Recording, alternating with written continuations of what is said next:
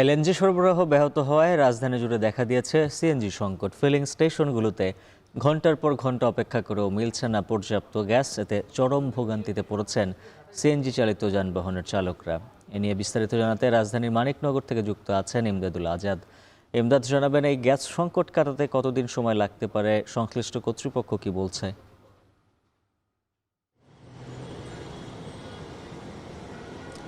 উজ্জ্বল, আমরা মানিকনগরের একটি CNG filling স্টেশনে আছি। এখানে রাস্তার দুই পাশে দুটি ফিলিং স্টেশন আছে। তো আমরা এখানে এসে যেটি দেখলাম যে দুই পাশে যানবাহনের দীর্ঘ একটা সারি আছে এবং এখানকার যারা চালক আছেন চালকদের সাথে আমরা কথা বলে যেটা জানতে পারলাম যে তারা প্রত্যেকেই প্রায় সকাল ৭টা, কেউ সকাল ৭টা, কেউ সকাল ৭টার আগেই এখানে এসেছেন এবং এখানে এসে এই যে প্রায় ঘন্টা ৪ ধরে তারা অপেক্ষা করছেন। অনেকেই গ্যাস নিতে পেরেছেন এবং অনেকে পারেননি। এখন আমরা এখানে যেটা দেখতে পাচ্ছি যে সিএনজি এই ফিলিং স্টেশনটির যে কর্তৃপক্ষ রয়েছে তারা যেটি বলছেন যে গ্যাস দেওয়ার জন্য যে স্বাভাবিক প্রেশারের প্রয়োজন, সেই প্রেশারটি এখন নেই, যার কারণে তারা আপাতত এই গ্যাস দেওয়া কিছুক্ষণ বন্ধ রেখেছেন। যখন এই স্বাভাবিক প্রেশারে আসবে তখন তারা আবারও এই গ্যাস দেওয়া শুরু করবেন। এই যে আসলে যে মূল যে সংকট আমরা যেটা বুঝতে পেরেছি যে জাতীয় গ্রিডের যে সংকট, সেটার একটা সরাসরি ধাক্কা এসে পড়েছে এই রাজধানী ঢাকা বা তার আশপাশের এবং সারা দেশের ক্ষেত্রে বলা যায় যে সংকটটার মূল কারণ যে মহেশখালী টার্মিনালে একটা কারিগরি ত্রুটি দেখা দিয়েছে। এই ত্রুটির কারণে ভাসমান এলএনজি টার্মিনালটি পুরোপুরি বন্ধ হয়ে গেছে। আর পেট্রো বাংলার যে তথ্য সেই অনুযায়ী আমরা বলতে পারি যে এই প্রায় ৪-৫ দিনের ব্যবধানে প্রায় জাতীয় গ্রিডে ৪৫ কোটি ঘনফুট গ্যাসের সরবরাহ এর ফলে কমে গেছে। এবং ঢাকা এবং আশপাশের যে এলাকার যে গ্যাসের বিতরণ সংস্থা তিতাস, তাদের কথাই যদি বলি, তিতাসের প্রায় ২৭ কোটি ঘনফুট গ্যাসের সরবরাহ তিতাসেরও কমেছে।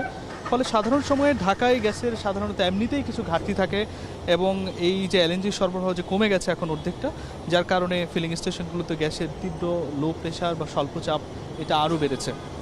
এবং চালকরা যেটি বলছে আমাদের, যে চালকরা ক্ষোভ প্রকাশ করছেন, তারা বলছেন যে সারাদিনের একটা বড় সময় তাদেরকে এই গ্যাস নিতে আসলে ফিলিং স্টেশনগুলোতে ঘন্টার পর ঘন্টা অপেক্ষা করতে হচ্ছে এবং এর ফলে তারা ট্রিপ যে তাদের যে স্বাভাবিক ট্রিপ মারা, এটা তারা ট্রিপ দিতে পারছে না এবং আয় রোজগারের ক্ষেত্রে তাদের একটা বড় ধরনের প্রভাব পড়ছে।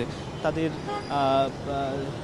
একটা সংসার চালাতে তাদের একটা হিমশিম খেতে হচ্ছে, এটাও তারা বলছেন। এখন প্রশ্ন হচ্ছে যে এই সংকটটা আসলে কাটাতে কতদিন সময় লাগবে। পেট্রো বাংলা এবং তিতাসের সূত্রে আমরা যেটা জানতে পেরেছি যে মহেশখালীর যে স্টেশনটিতে যে কারিগরি ত্রুটি দেখা দিয়েছে, সেই কারিগরি ত্রুটি কাটাতে যুক্তরাজ্য, রোমানিয়া এবং সিঙ্গাপুর থেকে আসা বিশেষজ্ঞ দল ইতোমধ্যে সেখানে এসেছেন এবং এটি পুরোপুরি মেরামত বা সচল হতে আরও ৪ থেকে ৫ দিন সময় লেগে যাবে। অর্থাৎ সহজ কথায় আমরা বলতে পারি যে 4 থেকে 5 দিন সিএনজি ফিলিং স্টেশনগুলোতে এই আরও সময় লাগবে।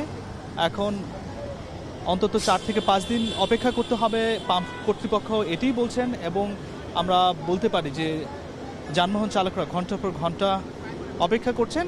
এখানকার রাজধানীর অন্যান্য যে সিএনজি ফিলিং স্টেশনগুলো একই অবস্থা, এই মানিকনগরের ফিলিং স্টেশনও। উজ্জ্বল, এই ছিল আমার কাছে সবশেষ।